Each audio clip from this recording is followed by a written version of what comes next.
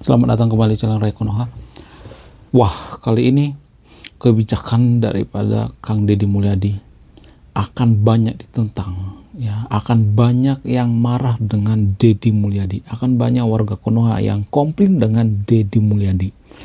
Di mana Deddy Mulyadi mengeluarkan statement atau kebijakan atau pernyataan yang sangat kontroversial, ya. Jadi seperti biasanya, kebijakan-kebijakan daripada Kang Deddy Mulyadi ini sungguh di luar BMKG, ya. Tidak bisa saya prediksi, ya. Dan sama halnya dengan kebijakan kali ini. Kang Deddy Mulyadi hentikan penggalangan dana di Jalan Sukabumi. Deddy Mulyadi mengatakan jangan ganggu ketertiban umum, ya, termasuk penggalangan dana untuk pembangunan rumah ibadah seperti masjid dan lain sebagainya. Kenapa kebijakan seperti ini akan menjadi kontroversi? Karena banyak di Konoha seperti itu, ya. Jadi bagaimana kronologinya?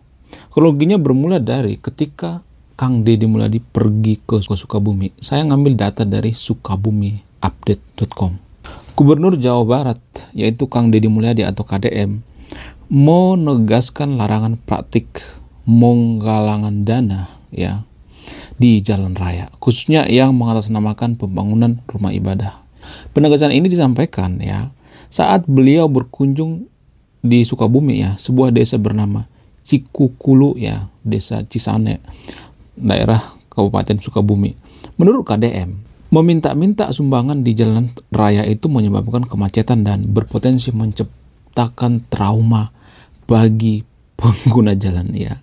Ia mencontohkan kasus penggalangan dana untuk pembangunan Masjid Al-Abror di desa Cisanda tersebut yang dilakukan di tengah jalan. Dan ini sangat-sangat merusak, ya.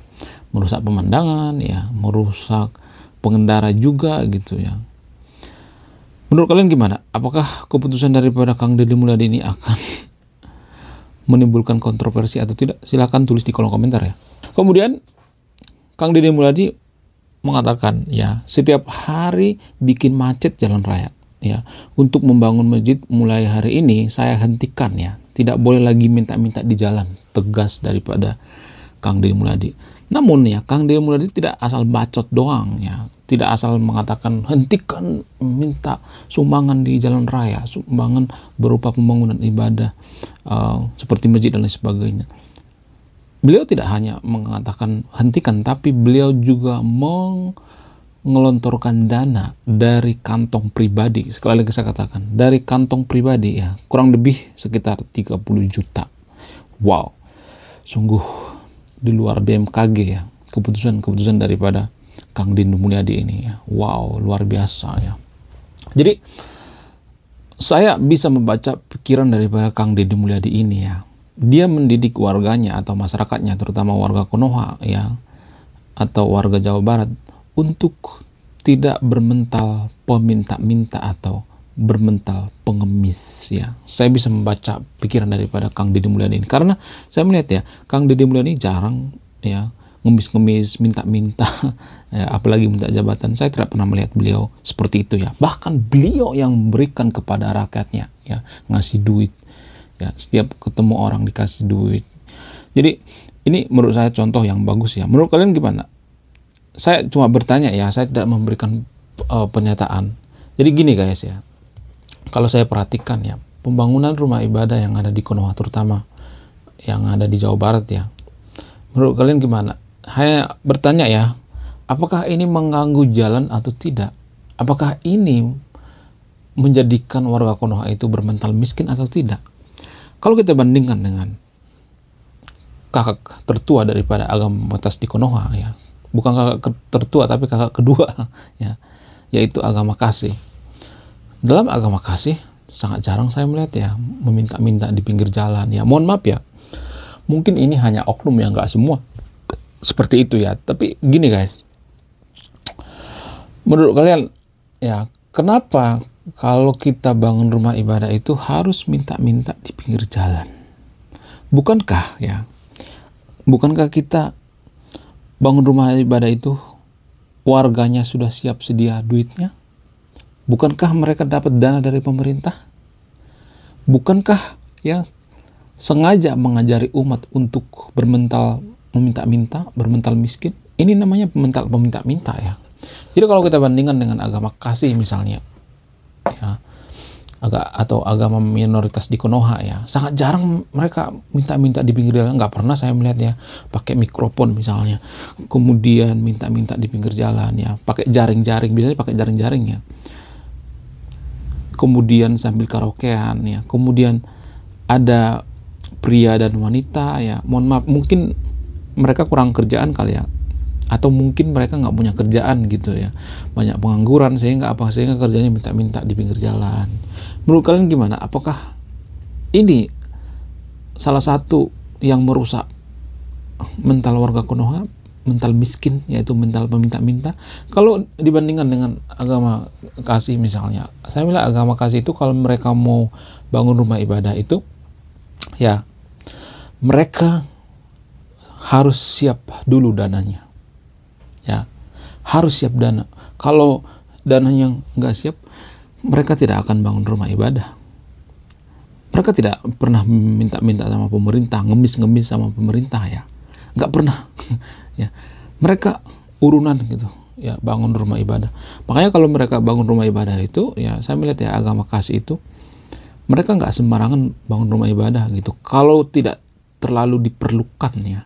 Jadi rumah ibadah agama kasih ini kan nggak rapat ya, jarak 1 kilometer ada rumah ibadah, jarak 1 kilometer ada rumah ibadah, nggak seperti itu ya.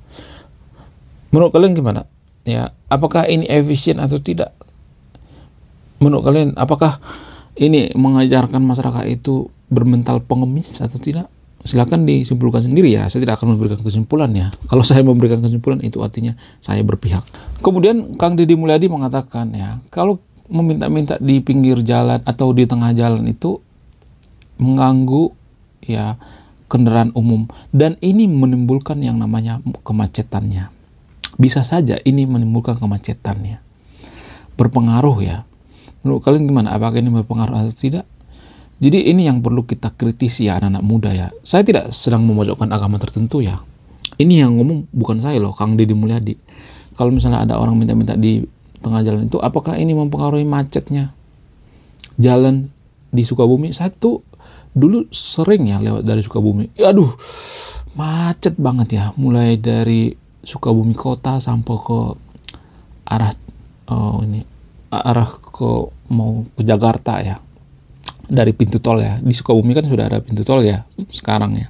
Ada 2 tuh pintu tol yang baru sama yang lama ya. Biasanya ya kalau pintu tol yang baru itu ditutup, aduh macetnya minta ampun, gila macet banget ya. Dan saya juga sangat sering ya melihat di Sukabumi itu ya, orang di tengah jalan ya minta-minta sumbangan rumah ibadah dan sebagainya. Nah, kalau misalnya nih rumah ibadahnya sudah dibangun ya, sudah dibangun segitu megahnya, terus para musafir apakah diperbolehkan masuk ke rumah ibadah itu atau tidak? Apakah para musafir ya yang sedang melakukan perjalanan bisa tidur di masjid? Apakah digembok?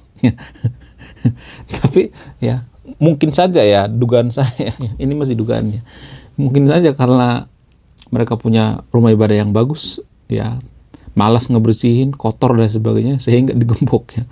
Tapi saya juga pernah kok tidur di masjid ya. Dulu saya pernah waktu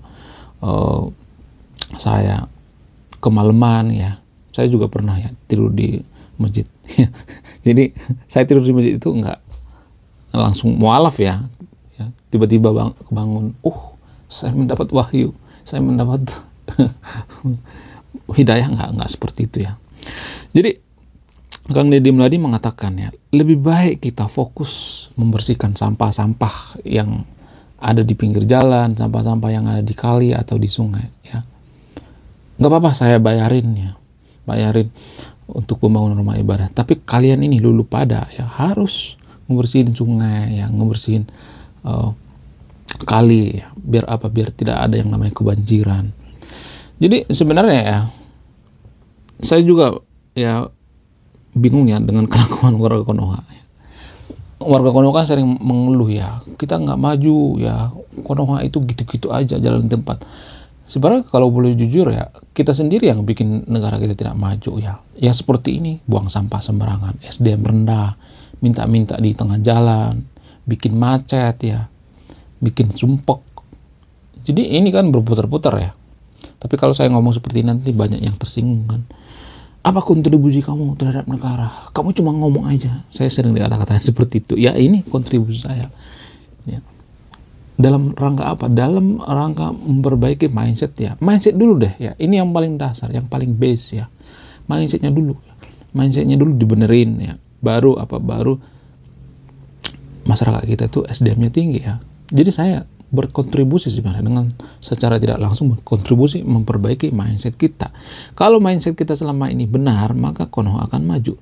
Jadi justru karena mindset kita selama ini berantakan, nggak benar, maka Konoha tidak maju ya. Rata-rata ya, saya melihatnya seperti itu. Kemudian kita bergeser sedikit ke agama Kristen ya. Saya harus fair juga ya, saya tidak berpihak pada agama tertentu. Karena di video sebelumnya ada yang komentar, "Bang, bahas ini dong, bahas." Konon katanya dugaannya ada oknum-oknum pendeta yang menggelapkan dana pembangunan gereja ya, atau pengurus-pengurus daripada gereja yang menggelapkan dana. Jadi sekalian saya bahas di sini ya, bicara tentang rumah ibadah ya. Jadi saya harus fair juga ya, saya tidak berpihak pada agama tertentu. Jadi saya akan mengambil data dari Media Antartika ID ya. Jadi ada kasus dugaan penggelapan dana gereja IRC, jemaat menanti kepastian hukum Poldasu yang tak kunjung datang. Bagaimana kronologinya?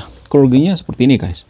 Pada 20 Februari tahun 2025 ya, masih baru-baru ini ya, masih tahun ini. Harapan jemaat gereja IRC untuk mendapatkan keadilan masih menggantung di udara.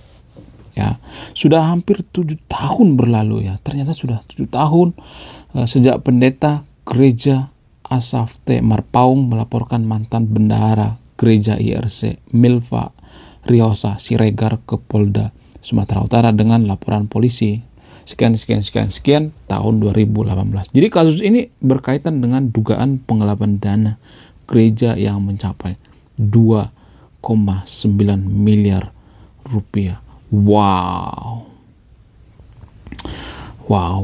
gila banget ya, banyak banget ternyata duitnya. Jadi duit ini bukan duit daripada sumbangan ya, tapi duit dari, maksudnya sumbangan dari pinggir jalan bukan ya, dari tengah jalan bukan ya, tapi dari duit masyarakat. Bayangkan ya, tega ya. Tapi ini masih dugaan ya. Ini mungkin yang dikomentar oleh subscriber channel ini ya. Karena saya harus fair ya, saya harus membuka semuanya ya, yang berbau dengan agama. Pendeta Asaf T. Marpaung bukanlah sosok biasa. Ia adalah seorang pemimpin rohani yang dikenal selalu berjalan dalam kebenaran dan senantiasa dituntut oleh Roh Kudus dalam setiap langkahnya. Sebagai seorang gembala ya, ia tidak hanya mengajarkan firman Tuhan, tapi juga menjadi teladan bagi jemaatnya. Keputusan beliau untuk membawa kasus ini ke jalur hukum ya bukanlah didorong oleh karena kebencian ya, karena banyak juga yang mengatakan kasihilah musuhmu ya, kita harus mengasihani orang lain ya, jangan dihukum dan sebagainya. Tapi pendeta atau pimpinan gereja ini melaporkan bendaharanya, jadi bukan pendetanya ya, tapi bendaharanya ya. Jadi pendeta ini melaporkan bendaharanya melainkan oleh panggilan imam untuk. Jadi pendeta ini melaporkan sekretaris. Jadi pendeta ini melaporkan bendaharanya melainkan oleh panggilan iman untuk menegakkan kebenaran dan melindungi umat Tuhan dari ketidakadilan.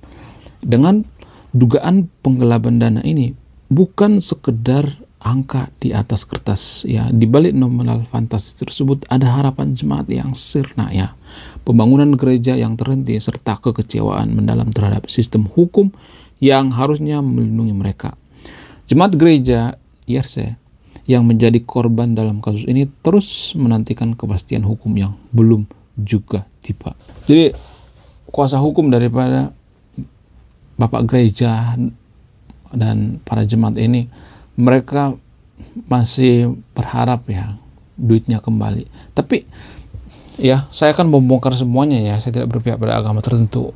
Kenapa ya ada seperti itu ya? Ya, bayangkan, itu kan duitnya, duit jemaat ya, bukan duit yang dapat sumbangan dari pemerintah misalnya. Jadi ada banyak orang yang dirugikan. Bayangkan 2 miliaran lebih coba. Wow, gila banget, banyak banget ya duitnya. Jadi hal-hal seperti inilah yang bikin seseorang itu skeptis. Ya mungkin ini hanya oknum ya, nggak jadi masalah ya kalau misalnya ada yang mengatakan ini oknum. Tapi ada banyak juga ya sebenarnya masalah-masalah seperti ini ya. Cuman kurang up ya. Kemarin lalu ya, almarhum Mr. Alvin Lim ya pernah memviralkan seorang pendeta yang hidup glamor. Ada juga itu dulu pernah viral videonya. Ya, beliau mengatakan jangan bayar perpuluhan lagi karena pendetanya hidup glamor, bla bla bla bla dan sebagainya. Tapi ya sebenarnya kalau boleh jujur ya, Alvin Lim ini banyak kisah baik ya yang ditinggalkan beliau ini. Sayangnya beliau ini langsung meninggal gitu ya. Sayang juga ya. Aduh. Kenapa ya orang-orang yang hidupnya lurus gitu, yang jujur dan sebagainya itu cepat dipanggil sama Tuhan ya, tapi orang yang jahat ya atau orang yang suka korupsi kok lama banget ya hidupnya, kok enak-enak aja ya. Jadi Alvin ini juga pernah mengatakan ya, jangan bayar lagi perpuluhan sama pendeta ini, oknum pendeta ini. Hidupnya glamor, punya ruko, punya rumah mewah, punya mobil mewah dan lain sebagainya. Ya kalau misalnya ada yang mengatakan ya oknum ya, saya tidak membantah itu juga ya. Tapi saya melihat ya akhir-akhir ini agama Kristen juga sudah mulai ya. Sudah mulai ya seperti itulah ya, ada kasus-kasus ya. Dulu pernah ya gereja, dulu pernah ya orang lagi khotbah itu pendeta sikut-sikutan di gereja ya. Dan hal-hal seperti ini yang bikin kita malas sebenarnya gereja ya. Ya, orang-orang Kristen malas gereja ya hal-hal seperti ini ya. Jadi kalau kita berpikir secara rasional ya, kok bisa ya di gereja terjadi hal-hal seperti ini? Ya kan? Sungguh di luar BMKG ya, di luar nur. Dan mungkin saja ya dugaan saya, kenapa banyak orang jadi agnostik atau ateis itu karena melihat hal seperti ini ya. Walaupun jumlahnya nggak banyak, tapi saya melihat ya seperti itulah pembangunan rumah ibadah ya. Ada yang minta sumbangan dari pinggir jalan, yang dari tengah jalan, ada juga tuh yang digelapin juga. Kemudian ada yang urunan ya jemaat, ada juga tuh yang gelapin duitnya dan sebagainya. Jadi hal-hal seperti ini kan yang perlu kita perhatikan ya. Biar apa? Biar anak-anak muda itu jangan terlalu skeptis terhadap agama. Dulu ya pernah terjadi hal-hal seperti ini di Eropa di zaman kegelapan. Ya, zaman kegelapan Eropa itu ya seperti ini ya, melakukan hal-hal yang tidak baik ya, seperti pemuka agama di zaman sebelum Renaissance itu. Sehingga orang Eropa skeptis terhadap agama sampai sekarang berbekas tuh. Jadi jangan sampai gitu anak-anak muda di Konoha itu skeptis terhadap agama. Tapi saya melihat ya di Konoha sudah mulai guys ya. Dulu ya saya sangat jarang melihat pemuka agama yang punya haters.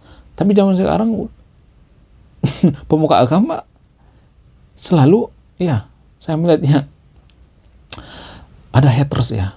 Sebagus apapun pemuka agamanya selalu punya haters ya. Kemudian wanita-wanita saya melihatnya ya di Konoha itu dulu tidak ada yang pernah mempersoalkan yang namanya hijab dan lain sebagainya. Tapi sekarang saya melihatnya seperti Teko Maila ya sudah mulai speak up dan lain sebagainya. Jadi ada semacam perubahan yang sangat signifikan saya melihatnya. Saya nggak tahu ini apa karena pengaruh daripada internet. Kemungkinan besar ada pengaruh daripada internet ya. Lonjakan orang yang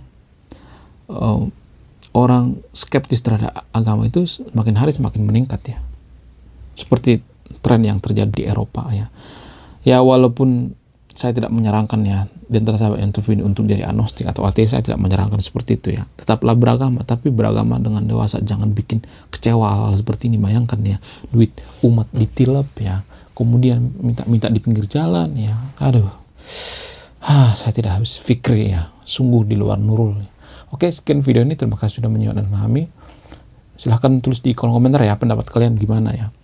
Saya tidak menyimpulkan ya, Anda yang menyimpulkan. Kalau saya menyimpulkan itu artinya saya berpihak. Saya Rekonoa, salam rasional.